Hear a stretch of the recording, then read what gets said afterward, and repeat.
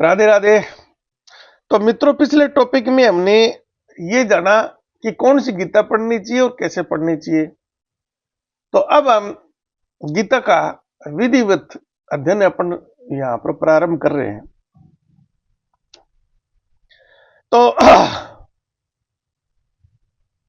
मैंने आपको राग में बताया था कि गीता का श्लोक किस प्रकार से आपको बोलना चाहेंगे, गाना चाहेंगे तो आप गा सकते हैं, लेकिन उसमें फिर क्लिष्ट संधियां होने के कारण आपको समझने में दिक्कत आएगी।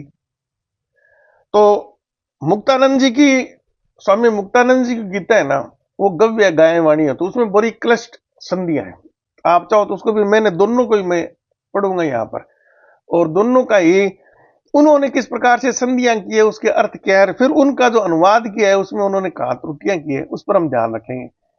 अब क्योंकि अध्याय नंबर एक, श्लोक नंबर 1 से लेकर 11 तक ऐसा कोई विशेष तत्व ज्ञान नहीं है उन श्लोकों में, वो केवल संजय और क्या नाम धृतराष्ट्र के बीच वार्तालाप है, उसी का ही अंश है कि अर्जुन है ना किस प्रकार से विषाद कर रहे हैं।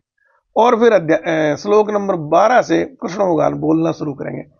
वहां से हम प्रत्येक संधि का विच्छेद करेंगे, उसका अर्थ देखेंगे, और फिर इन अनुवादकों ने या और भी मैं उदाहरण दूंगा, दुनिया भर के मिलेंगे आपको, मैं बोल रहा हूं 99% को अनुवाद गलत है, तो उनका वो देखेंगे और उनको त्रुटियों को ठीक करेंगे, बिल्कुल ठीक करेंगे 100%। तो पहला जो श्लोक है, संजय बोलता है, तम तथा कृपया अविष्टम अश्रुपूर्णा कुलेक्षणम विषीदंतम इदम वाक्यम उवाच मधुसूदन। तो संजय धृतराष्ट्र को बताता है कि इस प्रकार से करुणा से व्याप्त और आंसुओं से पूर्ण तथा व्याकुल नेत्रों से शोक युक्त मोह रूपी अंधकार में डूबे उस अर्जुन के प्रति भगवान मधुसूदन ने ये वचन कहा कि वो इस प्रकार से जो डूबा हुआ है ना, उसको देखने के बाद में भगवान ने ये वचन कहे। इसमें कोई विशेष त्रुटि नहीं है, कुछ भी आप यही मान लो कि कोई त्रुटि नहीं है, इसमें कोई तत्व ज्ञान वाली चीज नहीं है। साधारण वार्तालाप में थोड़ी अलंकारिक शब्द इन्होंने थोड़ा एक दो ज्यादा यूज कर दिया होगा। तो ये पहला श्लोक है, और श्लोक नंबर 2 है, उसमें कृष्ण भगवान बोलते हैं, कुतः त्वा कस्मलम इदम इसमें विस्मय समुस्थितम अनार्य जुष्टम अस्वर्ग्यम अकीर्तम अर्जुन। तो कृष्ण भगवान अर्जुन से कहते हैं कि अर्जुन, इस दुखदायी ऐसमय में यह मोह किस हेतु से प्राप्त हुआ है, क्योंकि यह अश्रेष्ठ पुरुषों का चरित्र है, न स्वर्ग को देने वाला है और अपकीर्ति को ही देने वाला है। तो ये भी सामान्य वो है। कृष्ण भगवान बोलते हैं कि जो तो भाषा बोल रहे हैं ना, ये अनार्य अश्रेष्ठ व्यक्तियों की भाषा है। तो एक किंग करते हुए मूड की स्थिति में आ गया, असमंजस की स्थिति में आ गया, मोह तेरे में उत्पन्न हो गया, तो ये गलत बात है, ये तेरे लिए अपकीर्ति का कारण है। इसी प्रकार से अब इसमें अध्याय नंबर, मैं पीछे स्क्रीन पर आप देख रहे हैं सारे श्लोक में चला रहा हूं, तो गव्य रूप में इसमें जो श्लोक का दूसरा भाग है, उसमें आप देखेंगे करीब 32-33 अक्षरों का एक ही संयुग्म शब्द है, बहुत ही बड़ी संधि है ये। तो आप गाने के रूप में इस प्रकार से पढ़ लें, और जो मैं आपको पढ़ रहा हूं वो संधि विच्छेद करके आपको पढ़ रहा हूं, ताकि प्रत्येक शब्द है उसका उच्चारण और वो आपको सही प्रतीत हो जाए। इसी प्रकार से श्लोक नंबर 3, क्लेब्यम में गमे है पार्थ में एतत् त्वयि उपद्यते क्षुद्रम हृदय दौर्बल्यम त्वक्त्वा उत्तिष्ठ परंतप। तो ये भी एक सामान्य ही है कुछ इसमें जो है जैसे परंतप का मतलब शत्रुओं का नाश करने वाला, ये तो एक सामान्य अपन संस्कृत के हिंदी में समानार्थी शब्द अपन देखते हैं। तो कृष्ण भगवान का अर्जुन नपुंसकों क्लब्यम यानी नपुंसक, नपुंसकता को तू प्राप्त मत हो, नपुंसको जैसी तू भाषा का प्रयोग मत कर, तुझ में ये उचित नहीं जान पड़ती, तेरे जैसा दुश्मनों का नाश करने वाला वीर बहादुर ज्ञानी पंडित शब्द भी कृष्ण भगवान ने इसका उपयोग किया इस अर्जुन के लिए। तुच्छ दुर्बलता को त्याग कर युद्ध के लिए खड़ा हो जा तू। तो ये सामान्य कोई इसमें ज्ञान वाली इतनी वो बात, सामान्य भाषा का ये शब्द। इसी प्रकार से श्लोक नंबर 4, कथम भीष्मम अहम संख्ये द्रोणम च मधुसूदन इशुभ्य प्रति योत्स्यामि पूजा अरिसूदन। मधुसूदन भी कृष्ण भगवान का नाम है। मधु नाम का राक्षस था, उसकी कृष्ण भगवान ने वध किया था, इसलिए तो मधुसूदन शब्द कृष्ण भगवान के लिए। बाकी अर्जुन के लिए तो भारत है और क्या नाम पार्थ है, कुंती है, गुड़ाकेश है। गुड़ाकेश जो होता है तो जिसने नींद पर विजय प्राप्त कर ली हो, तो ऋषिकेश है, मधुसूदन है, ये कृष्ण भगवान के लिए प्रयोग किए गए शब्द है।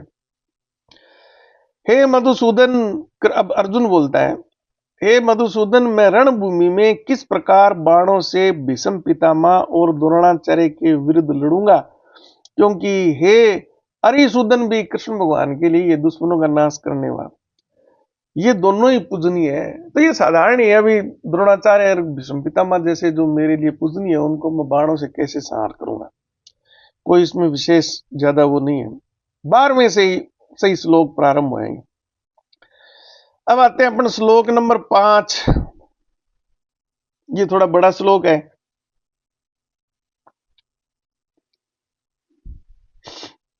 गुरून् हन्त्वा हि महानुभावन श्रेय भोक्तम भोक्ष्यम अपि इयलोके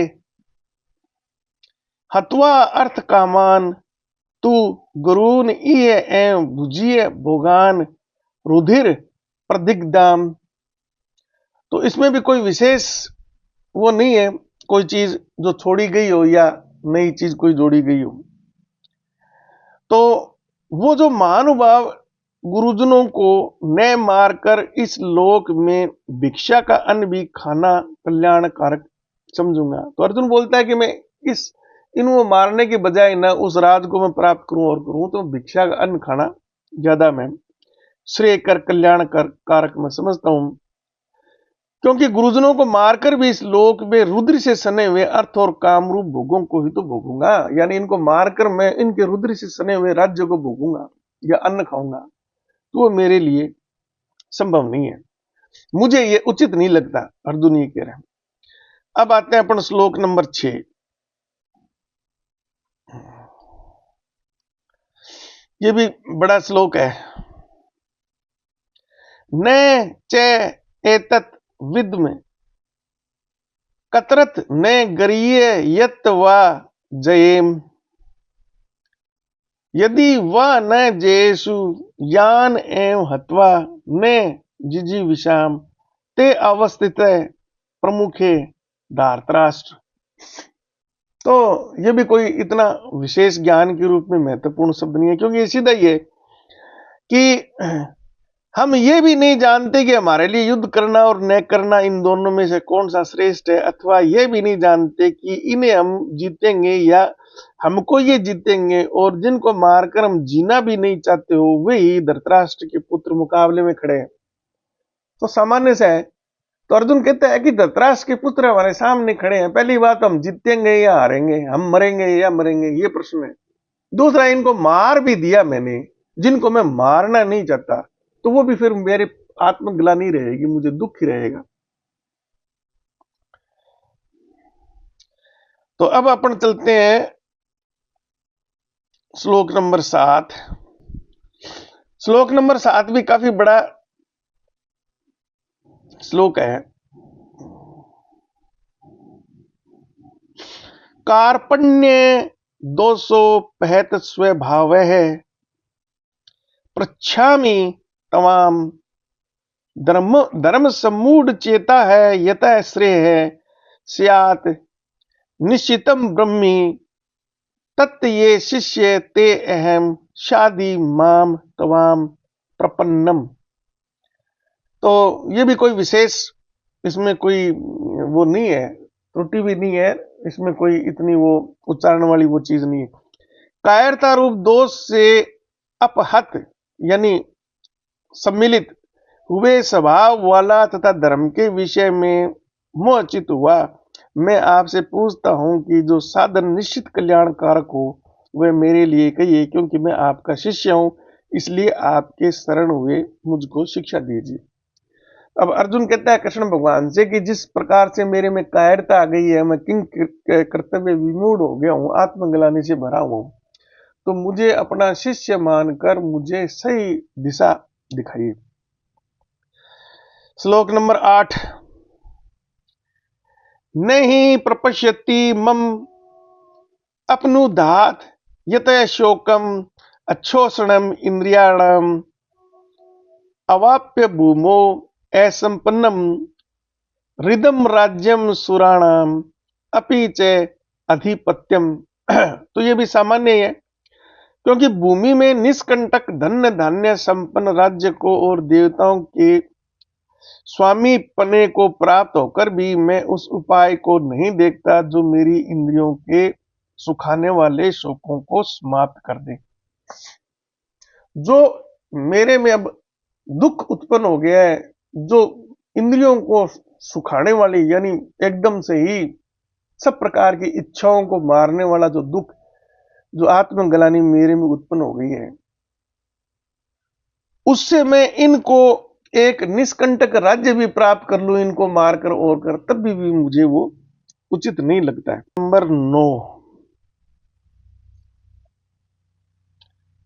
एवं उक्ता ऋषिकेशम गुणाकेश परंतप न योत्सस्य इति गोविंदम उक्तवा तुष्णीम बभूव है। ये 9वां श्लोक है। हे राजन, निद्रा को जीतने वाले अर्जुन अंतर्यामी श्री कृष्ण महाराज के प्रति इस प्रकार कहकर फिर गोविंद भगवान से युद्ध नहीं करूंगा यह कहकर चुप हो गए। तो संजय धृतराष्ट्र से कहता है कि राजन, इस प्रकार से अर्जुन अपना विलाप करने के बाद में चुप हो गए। अब कृष्ण भगवान यहां से बोलना शुरू करते हैं। श्लोक नंबर 10। तम उवाच ऋषिकेश प्रहसन इव भारत सेनयो उभयो मध्य विषीदंतम इदम वच। अब हे भरतवंशी धृतराष्ट्र, अंतर्यामी श्री कृष्ण महाराज दोनों सेनाओं के बीच में शोक करते हुए उस अर्जुन को हंसते हुए ये वचन कहते हैं। तो कृष्ण भगवान को हंसी आ गई। इस भगवान में संजय धृतराष्ट्र से कह रहा है कि दोनों सेनाओं के बीच में खड़े हैं, तो अर्जुन के इस प्रकार के शब्द यानी उसकी भाषा, उसकी भावना समझकर कृष्ण भगवान को हंसी आ गई और कृष्ण भगवान ने अब बोलना शुरू किया है।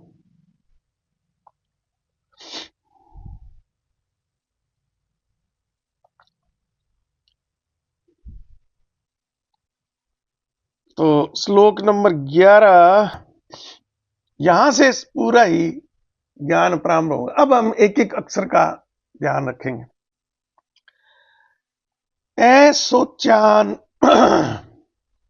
अन्वय सोच है त्वम प्रज्ञावादान च भाष्य से गतासून गतासून च न अनुशोचंती पंडित है।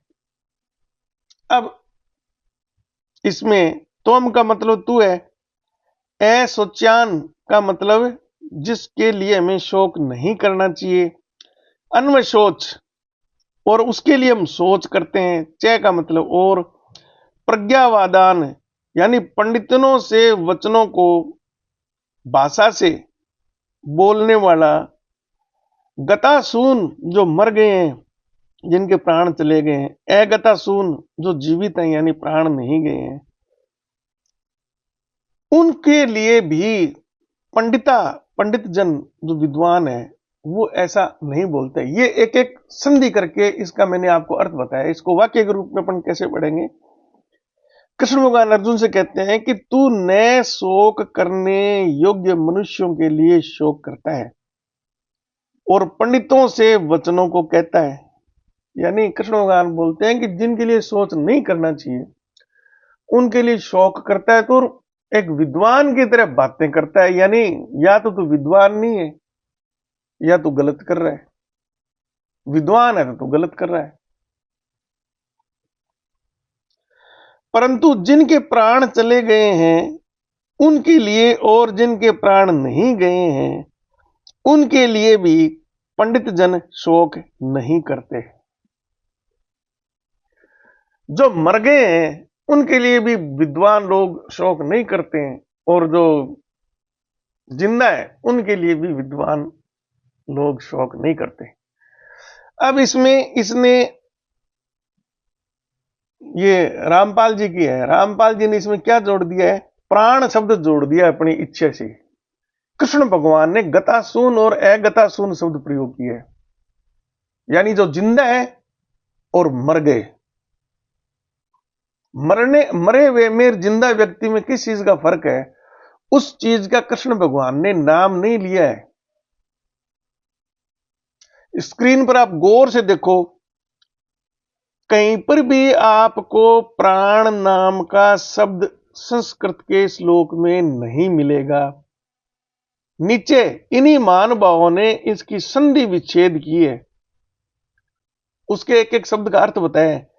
कहीं पर भी कोई अगतासून जो मरे हुए हैं, जो जिंदा है, इसके लिए भी प्राण शब्द नहीं है। अगतासून जो जिंदा है यानी आज आपके सामने है, जिनके मृत्यु सही होना चाहिए, जिनकी मृत्यु नहीं हुई है, अब इन्होंने अपनी तरफ से प्राण शब्द जोड़ दिया।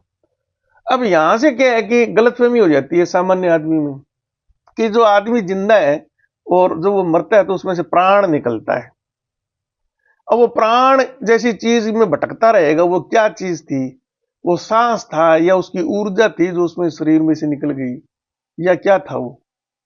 कुछ लोग उसमें आत्मा शब्द जोड़ देंगे कि जिनमें आत्मा वो जिंदा है, जिनमें आत्मा नहीं वो मरा हुआ है। तो आत्मा कभी नष्ट होती है क्या? सामान्य अर्थों में हम इसको नष्ट हुआ भी मान लेते हैं। और कृष्ण भगवान जो आगे चीज बताएंगे कि जिसको छेदा नहीं जा सकता, वो आत्मा थोड़ी है ना, वो प्राण है, वो एक अलग चीज है। अंत में 72वें श्लोक में कृष्ण भगवान स्पष्ट बोलते हैं वो ब्रह्म है वो। तो हमारे अंदर जो चीज है, मरने पर जो हमारी स्थिति होती है, जिंदा वो एक निरंतर निर्विकार चीज है, कोई परिवर्तन नहीं है। आगे आएंगे सारे श्लोक। जैसे हम कपड़े बदलते हैं, नए कपड़े धारण कर लेते हैं, ऐसे ही जो मूल चीज है वो वैसी की वैसी है। पुराना हुआ ये शरीर छोड़ दिया, नया शरीर ग्रहण कर लिया। तो इसको गलतफहमी ना हो इसलिए कृष्ण भगवान ने इसको बहुत ही सुंदर, अब इस पर ये मनन करने के लिए छोड़ा हुआ है। आपको मनन करना है कि ये जो प्राण और जो शब्द घुसेड़ रहे हैं इनको छोड़ो, एक बार इनके बारे में चर्चा ही मत करो। तो इसमें जो जिंदा है उनके लिए भी शोक नहीं करना है और जो मर गए उसके लिए भी शोक नहीं करना है। अब अनुवादक ने इसमें प्राण शब्द जोड़ दिया, तो ये प्राण शब्द बिल्कुल गलत, ये अनुवाद भी गलत है, इसको ज्ञान ही नहीं है। बोल सकते थे ना कि जो जिंदा है उनके लिए भी शोक नहीं करना और जो मर गए उनके लिए। अब प्राण निकला है, आत्मा निकली है, क्या घुसा है, उस चीज का अनावश्यक घुसेड़ के कंफ्यूजन, को खुद को भी कंफ्यूजन है इसीलिए उन्होंने डाल दिया। और हम इसी हिंदी अर्थ को लेकर फिर प्राण और आत्मा में तुलना करते रहेंगे, या कौन सी प्राण निकला था या आत्मा निकली थी। जिंदा और मृत्यु मरे हुए आदमी में क्या निकला है? प्राण निकला है, आत्मा निकली है, जीव निकला है, जीवात्मा निकली है, सांस निकला है, क्या निकला है? हजार शब्द मिल जाएंगे आपको। असलियत में क्या चीज थी जो कृष्ण भगवान कह रहे यार वो कुछ है ही नहीं, जिसको समाप्त नहीं कर सकते, जो उत्पन्न नहीं है, जो निर्विकार है, जो पूरे ब्रह्मांड में व्याप्त है, वही चीज आप में है। मरे हुए थे तब भी वही है, और जिंदा है तब भी वही है वो, उसमें कोई विकार ही नहीं है। ऊपर से आवरण चेंज हुआ है, उसमें आप इतने मृति ब्रह्म में जो है वो घुस गए हैं। तो इस प्रकार से ये सारे श्लोक आपको पढ़ने पड़ेंगे। अब इसमें हमारे और कुछ नहीं, ये एक जीवात्मा, आत्मा, प्राण है ना, ये इस प्रकार के शब्दों का अनावश्यक रूप से घुसेड़ के सारी गीता का जो शुद्ध वैज्ञानिक है उसके अर्थ को इन्होंने चेंज किया। जब आपको मैं खुद बोल रहा हूं, कृष्ण भगवान ने इस 72 जो श्लोक है इस अध्याय में, किसी भी श्लोक में आत्मा, परमात्मा, देव, देवता, जीव, श्वास इत्यादि शब्द का प्रयोग नहीं किया है। एक जगह आत्मन शब्द का प्रयोग किया, वो भी केवल घनिष्ठता बताने के लिए। 72वें श्लोक में उन्होंने केवल ब्रह्म नाम बोला है। अब बीच में ये 72 श्लोकों को इन्होंने इतना दूषित किया है ना, उसका सारा ही अर्थ गलत हो जाता है। अब 12वां श्लोक अपन चलते हैं। न, ये बहुत इंपॉर्टेंट है। न तू एव अहम जातु न आसन न तवम न इमे जनापिता जनाधिपा न च एव न भविष्याम सर्वे वयम अतः परम। न का मतलब तो न आप जानते ही हो, तू का मतलब तेरा है, एम का मतलब मैं या मेरा, जातु यानी किसी भी काल में। तो इस प्रकार से ये स्क्रीन पर आपको श्लोक दिखाई दे रहा है, सबके आप हिंदी में अर्थ जान लो। हिंदी में अर्थ इन्होंने लगभग ठीक किए हैं, कुछ में ही इन्होंने परमात्मा या जैसे उसमें जो गतासून या अना जो है वो उसके लिए जो प्राण शब्द जोड़े, इस प्रकार से जोड़े वो, तो उसको आप तुरंत ही अलग कर सकते हैं, उसके बाद में उसको पढ़ो। इसका अर्थ ये, इसका पहले हिंदी में रूपांतरण यही है, ट्रांसलेशन। न तो ऐसा ही है कि मैं किसी काल में नहीं था, अथवा तू नहीं था, अथवा ये राजा लोग नहीं थे। ये जो जनाधिपा है ना, ये बड़े लोगों के लिए शब्द है, राजा लोग नहीं थे। और न ऐसा ही है कि इससे आगे हम सब नहीं होंगे। श्लोक एकदम सिंपल है, अर्थ भी सिंपल है कि ऐसा कोई समय था ही नहीं जबकि मैं भी नहीं था, तू भी नहीं था, ये राजा लोग नहीं थे जो वहां सेना खड़ी थी। आज हम सब है ना, तो पीछे वाले समय भी यानी हमारे जन्मों से पहले भी हम लोग थे, और आगे भी हम लोग रहेंगे। ये 100% कृष्ण भगवान ने पुनर्जन्म का सिद्धांत स्थापित किया, और वो बिल्कुल सत्य है एकदम। आगे इसका ये पहले अपन ज्ञान वाली सारी चीजें पढ़ लेंगे ना, फिर मैं आपको आधुनिक टेक्नोलॉजी से बताऊंगा कि बिल्कुल 100% सत्य है ये। 100% 100% कोई त्रुटि नहीं निकाल सका आज तक, और जो किसी को भ्रम हो मेरे से वो बहस कर ले, इतना गूढ़ ज्ञान है। तो आगे है श्लोक नंबर 13।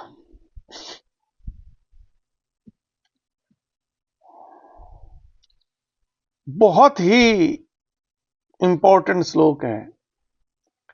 देहिने अस्मिन यथा देहे कुमारम यौवनम जरा तथा देहांतर प्राप्ति धीरम धीर है तत्र न मुह्यति। बहुत महत्वपूर्ण श्लोक है ये, बहुत प्रचलित श्लोक है। अब इसमें कहीं पर भी आत्मा या परमात्मा शब्द का, जीव या इस प्रकार का शब्द का प्रयोग नहीं है। सारे के सारे अक्षर संधि विच्छेद करके स्क्रीन पर आप देख रहे हो।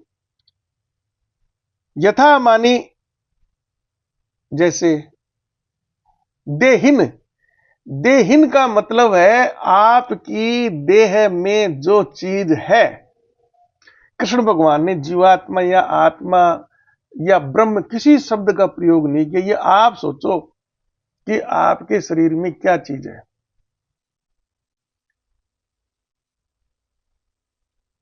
इस देह, इस देह में कौमारम बालकपन, यौवनम जवानी, जरा वृद्धावस्था और देहांतर प्राप्ति, अन्य शरीर की प्राप्ति, देहांतर प्राप्ति अन्य शरीर की प्राप्ति, यानी ये शरीर छोड़ दिया, दूसरा ग्रहण कर लिया।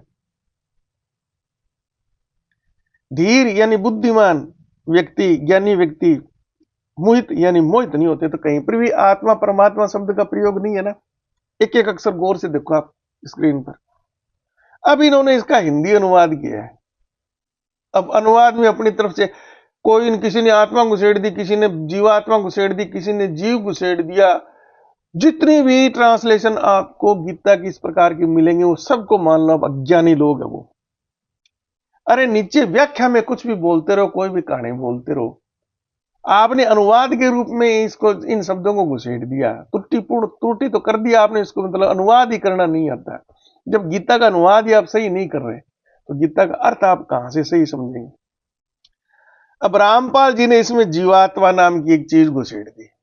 जीव और जीवात्मा में विभेद के चक्कर में प्राण और आत्मा इन्हीं में उलझते रहो। यह हमारे धर्म ग्रंथों में, वेदों को छोड़ दो आप और कुछ उपनिषदों को छोड़ दो, बाकी ये सारे के सारे पुराण है ना, स्वर्ग नरक जीवात्मा स्वर्ग, वो इस प्रकार की चीजों में घुस। आपको तत्व ज्ञान की तरफ जाने, जब गीता में सभी वेदों का ज्ञान निहित है, गीता को समझ जाओ, सारी चीज आपके समझ में आ जाएगी।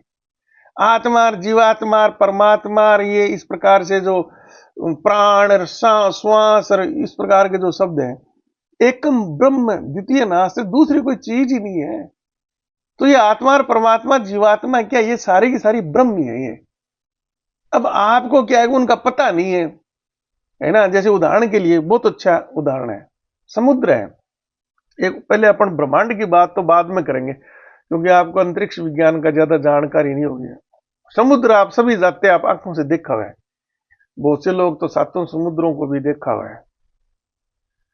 तो समुद्र में आप चले गए नाव से, कहीं पर भी आप श्रीलंका के पास हो तो आप, कोई पूछे आपसे ये क्या है, तो आप नीचे अंगुली करके कहेंगे समुद्र है। फिर आप उधर गल्फ की खाड़ी में चले गए, वहां कोई पूछेगा ये क्या है, आपको ये भी समुद्र है। बोले उस समुद्र इस समुद्र में फर्क क्या है, बोले कोई फर्क नहीं है। इसी प्रकार से पूरी पृथ्वी पर सारे समुद्रों चक्कर लगा दो, आप ये क्या, बोले सारे समुद्र ही हैं। इसका अर्थ नहीं है कि उसमें कोई हलचल नहीं है या उसमें कोई परिवर्तन नहीं है या कोई चीज नहीं है। आप नाव से नीचे हाथ डालो और अंगुली को घुमाओ, आप अंगुली घुमाओगे तो वहां का पानी घूमेगा और बाकी का पानी उसकी तुलना में नहीं घूम रहा। तो आपको जो मैंने पूरे समुद्र का मंथन कर दिया, अब आप वो गलतफहमी है क्योंकि उतने भाग को ही आप देख रहे हो। जब सारे समुद्र की आप कल्पना करेंगे तो समुद्र में तो ज्वार भी आता है और भाटा भी आता है। जहां पर ज्वार आता है उसके विपरीत पृथ्वी पर कहीं ना कहीं भाटा आपको जरूर मिलेगा, यानी समुद्र का पानी नीचे गया हुआ है। कहीं पर भयंकर सुनामी आ रही है तो कहीं पर आपको जल बिल्कुल शांत मिलेगा। आप कहोगे कि समुद्र का जल कम हो गया, गर्मियों में वाष्पीकृत उड़कर वो बाहर निकल गया, तो वर्षा के रूप में बादलों में, पहाड़ों पर बर्फ के रूप में चला गया। वो वहां से वही नदियों के रूप में बहता हुआ भूमि में चला गया। भूमि से के अंदर अंदर अंतर प्रवाहित होता है, वो अंत में वो समुद्र में आ रहा है। तो समुद्र के व्यापक रूप आप देखेंगे तो आपकी घर की टोटी में पानी है ना, उसको भी आप समुद्र बोल सकते हो, उसी का ही अंश है वो। समुद्र में आपने कोई ऐसा घेरा बना दिया भाई ये जो समुद्र है ना ये मेरा है, तो आपका वो समुद्र वो अलग नहीं हो गया, वो उसी का एक विस्तृत भाग है। वो वही चीज है, वही तत्व है, सारी चीजें वो की वही है। व्यापक रूप में समुद्र में देखेंगे तो समुद्र में आपको हजार तरह के पेड़ पौधे जीव जंतु इत्यादि मिलेंगे, जैसे हम लोग हैं। मूल रूप में आप देखेंगे तो वो सारा समुद्री है। वो मछलियां भी उसी समुद्र से उत्पन्न हुई है, वहीं मर गई, वो वापिस समुद्र, पहले भी वो समुद्र था, बाद में रूप परिवर्तित होकर वो मछली बन गई, फिर वो समुद्र हो गया। इस प्रकार से आप समझेंगे संपूर्ण ब्रह्मांड में पृथ्वी का भी उत्पन्न हुआ है, वो भी मरेगी, नष्ट होएगी, अभी आ जाएगा श्लोक।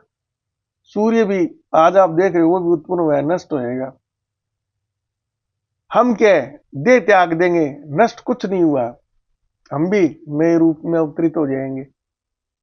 जो जन्म है वो मरेगा, जो मरा है वो पुनः जन्म करेगा। जब इतना क्लियर कट, मैं आपको बिल्कुल आगे पुनर्जन्म की व्याख्या करूंगा, पूरे सारे प्रमाण दूंगा आपको, सारे कर्म फल आपके ऐसे कैसे संचित होते हैं, भुगतोगे जो आप गलत कर रहे हो। आप सोच रहे हो ना कि सीसीटीवी नहीं लगाओ यहां मेरे को देखना, 24 घंटे सीसीटीवी में आपकी रिकॉर्ड हो रही है। पलक झपका है ना, वो भी उसको पता है, वो भी रिकॉर्डेड है।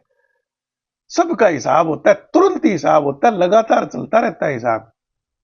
डिले कुछ नहीं है यहां पर, पेंडिंग कुछ नहीं है, शाश्वत है ये।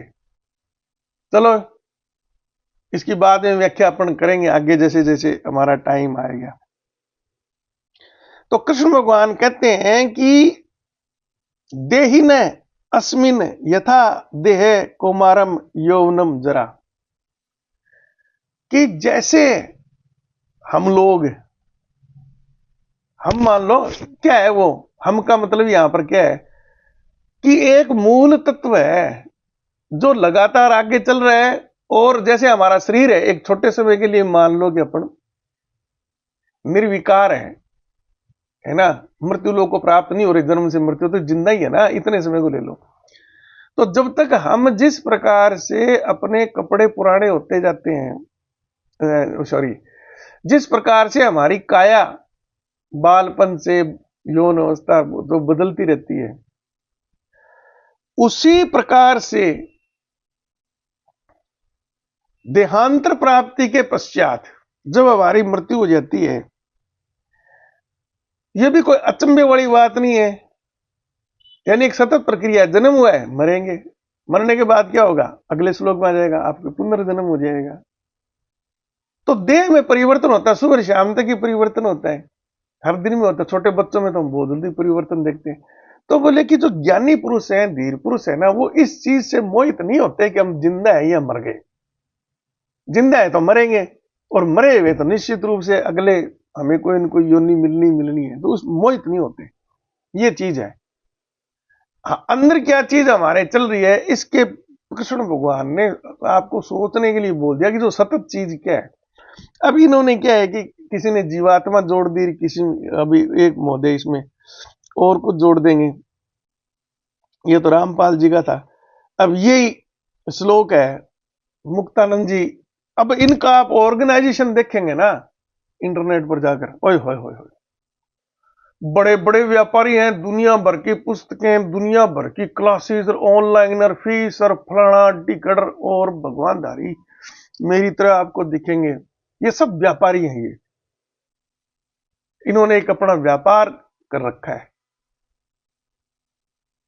अब इन्होंने इसकी क्या की है, जैसे देहधारी आत्मा इस शरीर में बाल्यावस्था से तरुणावस्था और वृद्धावस्था की ओर निरंतर अग्रसर होती है, वैसे ही मृत्यु के समय आत्मा दूसरे शब्दों में चली जाती है, दूसरे शरीर में चली जाती है। बुद्धिमान मनुष्य ऐसे परिवर्तन से मोहित। अब इन्होंने, एक ने जो चीज सतत चल रही है उसको आत्मा नाम दे दिया, दूसरे ने जीवात्मा दे दिया, आगे किसी ने रामपाल जी ने एक जगह प्राण यूज कर लिया था, अब ये भी इसी प्रकार का कुछ अन्य शब्द यूज कर लेंगे। कहीं पर आत्मा बोल दिया, कहीं पर जीवात्मा बोल दिया। यानी वो चीज एक ही है, हर बार आप उसको, अरे कोई एक चीज है उसको आप कभी इलेक्ट्रॉन बोल दोगे, कभी प्रोटॉन बोल दोगे, कभी न्यूट्रॉन बोल दोगे, ऐसे कैसे हो सकता है? इसका मतलब उस चीज का आपको पता ही नहीं है। तो इनके साथ में सभी ये हो रहा है, इनको पता ही नहीं है कि असली चीज है क्या। इस प्रकार सभी गीता आपको ऐसी मिलेगी, ऐसा नहीं कि आप ज्ञान प्राप्त नहीं कर सकते, मैंने भी किया है। इस प्रकार से एक एक गीता को मैंने देखा, अरे मैंने कहा कि बकवास बकवास छांटते जाओ इनमें से। गीता प्रेस गोरखपुर की पुस्तकों में भी बहुत ज्यादा त्रुटियां हैं, बहुत ज्यादा। और आज जो हमारे पास में जो गीताएं हैं ना, वो लगभग इन्हीं 100, 200, 300 साल में लोगों द्वारा लिखी हुई टिप्पणियां हैं। और ओरिजिनल आपको पता है 3,500 वर्ष। इतनी विकृति उत्पन्न हो गई हमारे दैनिक जीवन की भाषा में, वेद, इनके जो पुराण इत्यादि हम पढ़ते हैं, रात दिन लोगों के प्रवचन सुनते हैं, और इतनी हो गई है कि किसी ने भी सही तरीके से वैज्ञानिक रूप से वो अनुवाद नहीं कर पाए गीता का। आगे ज्ञान देना तो बहुत जरूरत है, जो अनुवाद बोलते हैं वो सही है, इनको जरूरत ही नहीं थी। अब इन्होंने संधि विच्छेद किया है। अब इनको पता है संधि विच्छेद अर्थ में देइन देहधारी, अस्मिन इसमें, यथा जैसे, देहे शरीर में, कौमारम बाल्यावस्था, कहीं पर भी इन्होंने आत्मा नाम नहीं लिखा संधि विच्छेद में। और जैसे इसका अनुवाद किया वाक्य के रूप में किया कट से। अब क्योंकि ये संस्कृत का दो एक वाक्य है पूरा, ये हिंदी में एक एक अक्षर का अर्थ निकाल कर बाद में उसको वाक्य रूप में, तो हिंदी की जो ग्रामर है उसके हिसाब से वाक्य रूप में तो बनाना ही पड़ेगा। वाक्य बनाया तभी। अब क्यों ये समझा नहीं पा रहे कि कृष्ण भगवान किस चीज के बारे में बात कर रहे हैं, तो किसी ने उस चीज के बारे में आत्मा बोल दिया, किसी ने उसके बारे में जीवात्मा बोल दिया। तो ये हाल है हमारे संस्कृत के जो गीता का है। सही ज्ञान में मिलेगा कहां से? अब इसकी तुलना करो आप भौतिक विज्ञान से। जैसे मैंने आपको उदाहरण दिया, थोड़ी बहुत आपने पढ़ी होगी ना, गणित भी आपने पढ़ी है, भौतिक विज्ञान भी पढ़ी है। ऐसा कोई शब्द है क्या, ऐसी कोई चीज है क्या कि जिसकी जगह हम दूसरा शब्द प्रयोग कर सकते हैं? पदार्थ की जगह ध्वनि का हम शब्द कैसे प्रयोग कर सकते हैं? यांत्रिक तरंगों की जगह विद्युत चुंबकीय तरंगों का हम कैसे प्रयोग कर सकते हैं? इलेक्ट्रो आयतन की जगह क्षेत्रफल का कैसे प्रयोग कर सकते हैं? लंबाई की जगह मोटाई को कैसे हम प्रदर्शित कर सकते हैं? इलेक्ट्रॉन की जगह प्रोटॉन हम कैसे प्रदर्शित कर सकते हैं? हाइड्रोजन की जगह ऑक्सीजन को हम कैसे प्रदर्शित कर सकते हैं? H2 है जल का सूत्र, 2 परमाणु हाइड्रोजन के, 2 परमाणु, 1 परमाणु ऑक्सीजन का, जल का अणु बन जाएगा। उसको हम बोल देंगे 2 परमाणु नाइट्रोजन के, 1 परमाणु सल्फर का, तो जल बन जाएगा। हाइड्रोजन की जगह ऑक्सीजन, ऑक्सीजन नाइट्रोजन, नाइट्रोजन के नाम आयरन, इस प्रकार से। तो सारा अर्थ, तो ये गीता को इन्होंने इस प्रकार से विकृत कर दिया। इससे हम गीता का सही अर्थ नहीं जाना, मतलब ज्ञान तो बहुत दूर की बात है, हम और ज्यादा त्रुटिपूर्ण हो जाते हैं, समझ में पड़ जाते हैं। नेक्स्ट अगले एपिसोड में